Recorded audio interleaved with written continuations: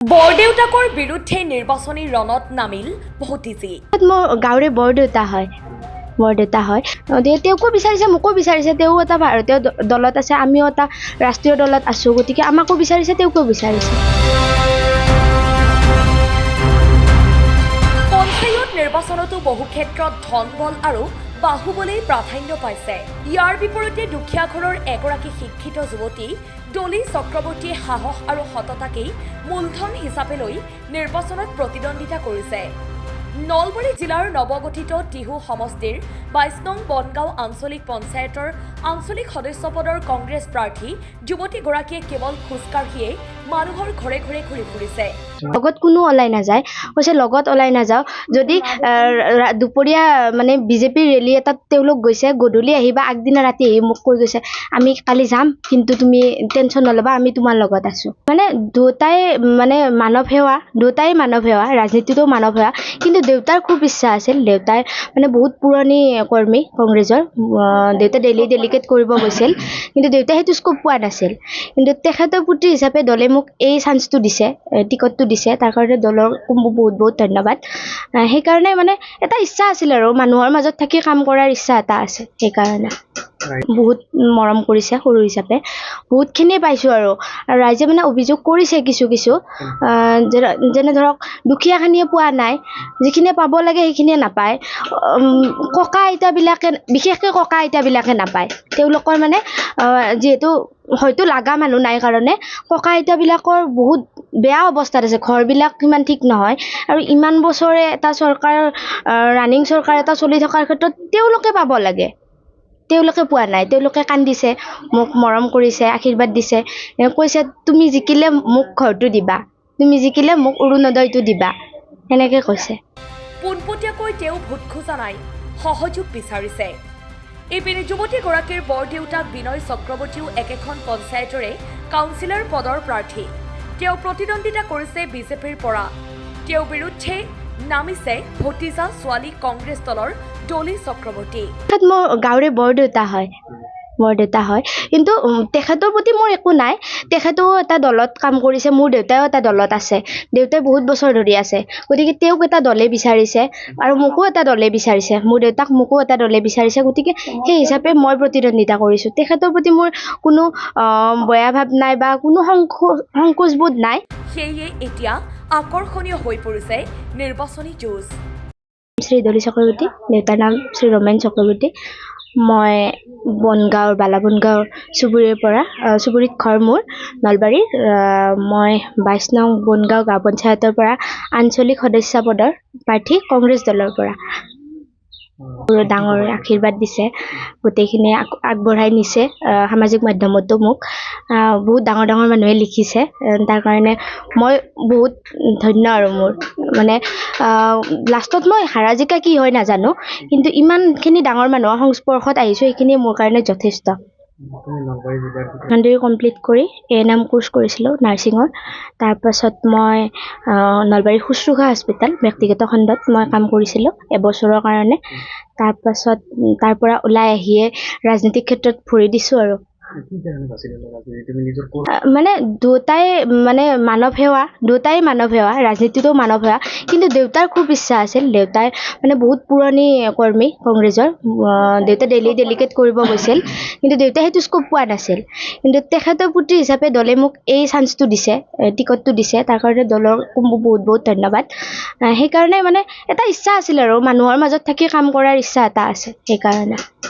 বহুত মৰম কৰিছে সৰু হিচাপে, বহুতখিনি পাইছোঁ আৰু ৰাইজে মানে অভিযোগ কৰিছে কিছু যেনে ধৰক দুখীয়াখিনিয়ে পোৱা নাই, যিখিনিয়ে পাব লাগে সেইখিনিয়ে নাপায়।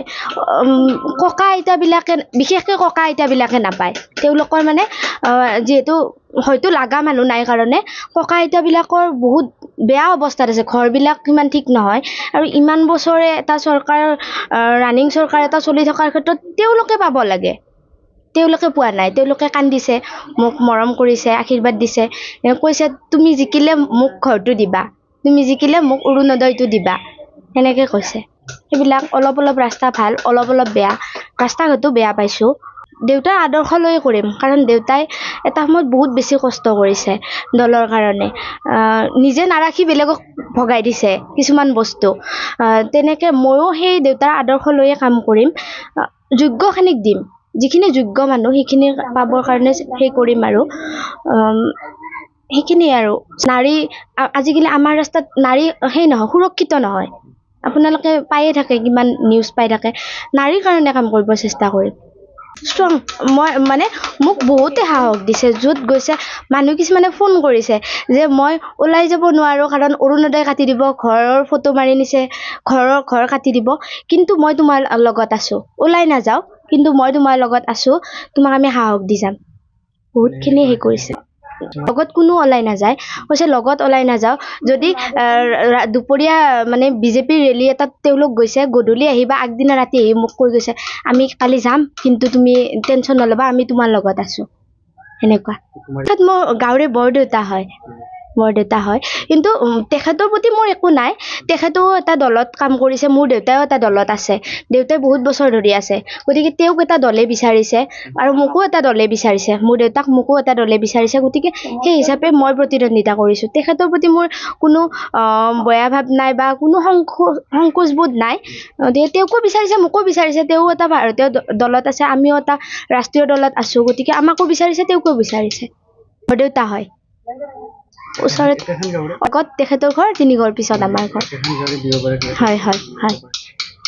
তাই ৰান্ধনি কাম কৰে, পূজাৰ কাম কৰে, সেইখিনি কাম কৰে।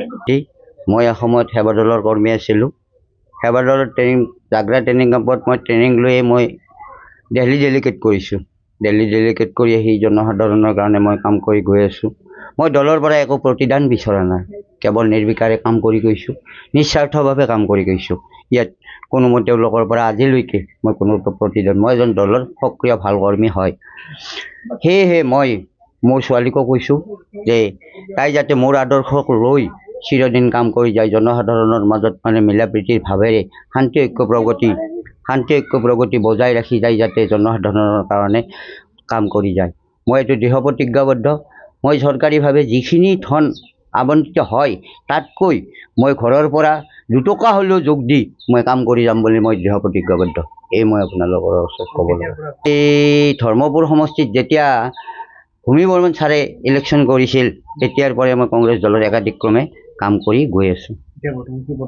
সাধাৰণভাৱে অব্যাহতি বিচাৰিছিলোঁ, কিন্তু দলে মোক আৰু সেই অব্যাহতি লোৱা মানুহজনকে আৰু পুনৰ প্ৰতিষ্ঠা কৰি দলৰ বিষয়ে লগাৰ কাৰণে মোক আগবঢ়াই লৈ যাই আছে।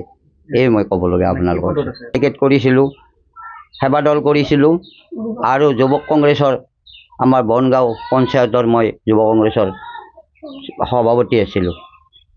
বৰ্তমান মই সেইবিলাক পদত নাই, মই অলপ অব্যাহতি বিচাৰিছিলোঁ, কিন্তু অব্যাহতি ল'ব নোৱাৰিলোঁ। দলে মোক আকৌ হেঁচা মাৰি ধৰি মোক এই পদটোতে মানে মোৰ ছোৱালীক কেণ্ডিডেট হিচাপে 22 নম্বৰ গাঁও পঞ্চায়তত তাই কাউন্সিলৰ পদৰ অধীনত মোৰ বিপৰীতে তাইক দলে থিয় কৰিছে। News desk report, Assam time. ঘৰত আনন্দ আৰু সম্পৰ্কৰ চমক বজাই ৰাখিবলৈ জৰুৰী হৈছে সকলো আনন্দময় মুহূৰ্তত মৰমৰ উপহাৰ দিয়াটো। সেইবাবে মধুশ্ৰী জুৱেলাৰ্ছে আনিছে সকলো ৰঙীন ক্ষণৰ বাবে বিশেষ গহনা। হীৰাৰে হওক, সোণৰে হওক বা ৰূপৰে হওক, শ্ৰেষ্ঠ ডিজাইনছ আৰু হলমাৰ্কযুক্ত গহনাই ৰাখে সম্পৰ্কক নিখুঁত। তেনেহ'লে আজিয়ে আনক আনন্দ মধুশ্ৰী জুৱেলাৰ্ছৰ সৈতে। যোগাযোগ কৰক 7002800341 নাইবা ভিজিট কৰক LNB ৰোড, নলবাৰী, অসম।